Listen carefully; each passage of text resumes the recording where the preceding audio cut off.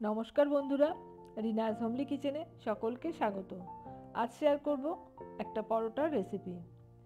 শীতকালে আমরা অনেক রকম পরোটা খেয়ে থাকি, আলুর পরোটা, ফুলকপির পরোটা, মূলোর পরোটা।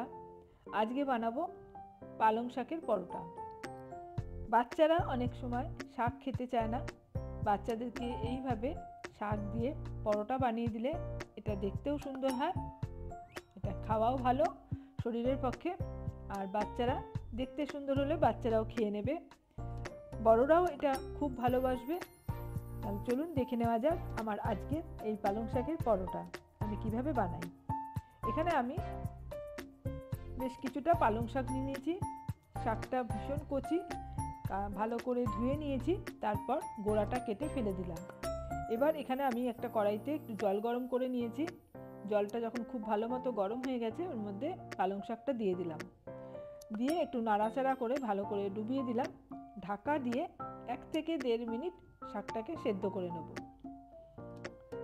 এবার শাকটা খুব ভালো মতন সেদ্ধ হয়ে গেছে, আর এখন গ্যাসের ফ্লেম অফ করে আমি শাকটাকে তুলে জল ঝরিয়ে নিয়ে এখানে একটা পাত্রে আমি ঠান্ডা জল রেখেছি, তার মধ্যে দিয়ে দিলাম। শাকটা খুব তাড়াতাড়ি ঠান্ডাও হয়ে যাবে, আর এই ঠান্ডা জলের মধ্যে দিলে শাকের রঙটাও সবুজ থাকবে। এবার এই জল থেকে ভালো করে শাকটাকে চিপে নিয়ে আমি একটা গ্রাইন্ডার জারের মধ্যে নিয়ে নিলাম। এর মধ্যে দিচ্ছি 1/2 ইঞ্চিরও কম একটু আদা, 1 কোয়া রসুন। এবার এটাকে আমি ভালো করে পেস্ট করে নেব। আপনারা চাইলে এখানে একটা কাঁচা লঙ্কাও দিতে পারেন। পেস্টটা তৈরি করে নিয়েছি, আর পেস্টটা করার সময় জল ছাড়াই করতে হবে। এবার একটা বাটিতে আমি নিয়ে নিচ্ছি এই বাটিটার মাপে 2 বাটি আটা। আপনারা ময়দা দিয়েও পরোটাটা বানাতে পারেন, আমি আটা দিয়ে বানাচ্ছি। আর এর মধ্যে দিয়ে দিলাম 1/4 চা চামচ গোটা জিরে, দিলাম সামান্য একটু নুন, আর 1 চা চামচ সাদা তেল। এই সব কিছু ভালো করে হাত দিয়ে প্রথমে মিশিয়ে নেব। খুব ভালোভাবে সমস্ত কিছু মিশিয়ে নিতে হবে।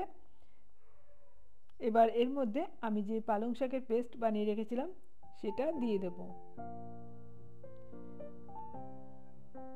সবটা পেস্ট আমি দিয়ে দিলাম। এবার এটাকে খুব ভালো করে মেখে নেব। মাখতে মাখতে যদি মনে হয় একটু জলের প্রয়োজন, তাহলে পরে এর মধ্যে জল না দিয়ে এই গ্রাইন্ডার জারটা ধুয়ে একটু জল রেখে দিয়েছি, সেই জলটা দিয়েই আমি এই পুরো আটাটা মেখে নেব। একবারে পুরো জলটা দেব না, অল্প অল্প করে দেব আর পুরোটা মেখে নেব। বাদ বাকি জলটাও আমার লাগবে, এটাও দিয়ে দিলাম। এবার আবারও খুব ভালো করে চটকিয়ে এইভাবে মেখে নেব। আর এটাকে খুব ভালো করে এইভাবে চটকে চটকে মেখে নিতে হবে, তাহলে পরে পরোটাটা যখন আমি ভাজবো খুব নরম হবে। খুব সুন্দর করে আমি মেখে নিয়েছি ঠেসে ঠেসে, আর এই রকম নরম হয়েছে মাখাটা। এবার এটাকে ঢাকা দিয়ে আমি কিছুক্ষণ রেখে দেব। 10-15 মিনিট মতন আমি রেখে দিয়েছিলাম। এবার এটাকে খুলে নিয়েছি, আবারও একটু মেখে নিচ্ছি।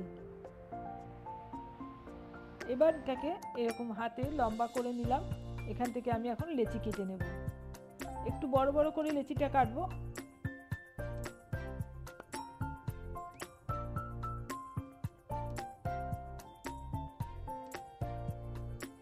মোট 6টা লেচি হয়েছে এখানে আমার। এবার লেচিগুলোকে ঢাকা দিয়ে রেখে একটা একটা করে আমি বেলে নেব।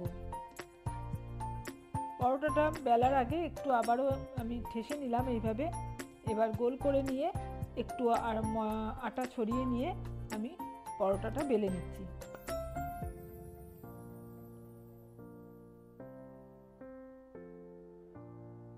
আপনারা তো মেথি শাকের পরোটা, আলুর পরোটা, ফুলকপির পরোটা খেয়েছেন। একবার এইভাবে পালং শাকের পরোটা বানিয়ে দেখবেন, আশা করছি খুব ভালো লাগবে খেতে। আর এই পরোটাটার রঙটাও খুব সুন্দর হয়, দেখতে বেশ ভালো লাগে। আমি গোল গোল করে বেলে নিচ্ছি, আপনারা 3 কোনা করেও ভাঁজ করে বেলে নিতে পারেন। খুব বেশি মোটাও করব না, আবার খুব বেশি পাতলাও আমি বেলছি না। একটা পরোটা বেলে নিয়েছি, আমি আর একটা পরোটাও বেলে নিচ্ছি।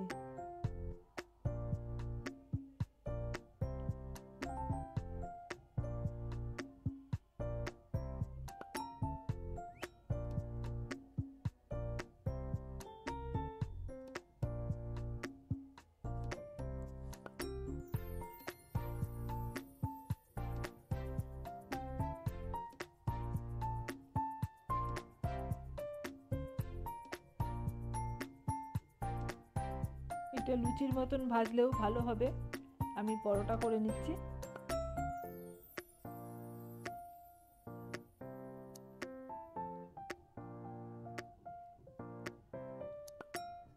আমি সবগুলোকে এইভাবে একটা একটা করে বেলে নেব।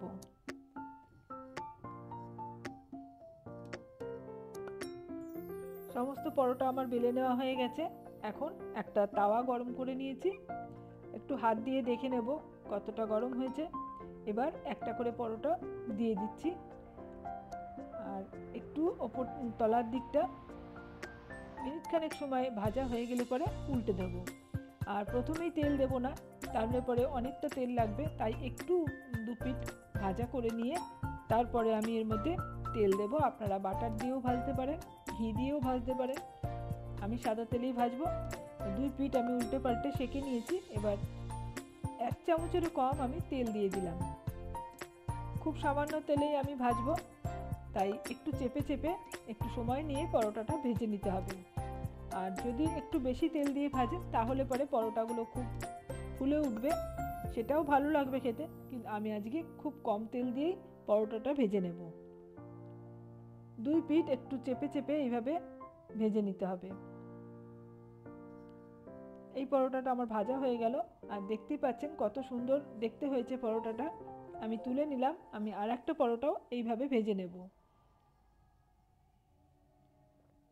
প্রথমে তেল না দিয়ে একটু দুই পিঠ ভেজে নিতে হবে। এইভাবে চেপে চেপে উল্টে পাল্টে ভেজে নিলাম। একটু শাঁকা হয়ে গেলে পরে এর মধ্যে 1 চামচেরও কম আমি তেল দিচ্ছি। দেখুন, এই তেলটাতেই আমি পরোটাটা ভেজে নেব।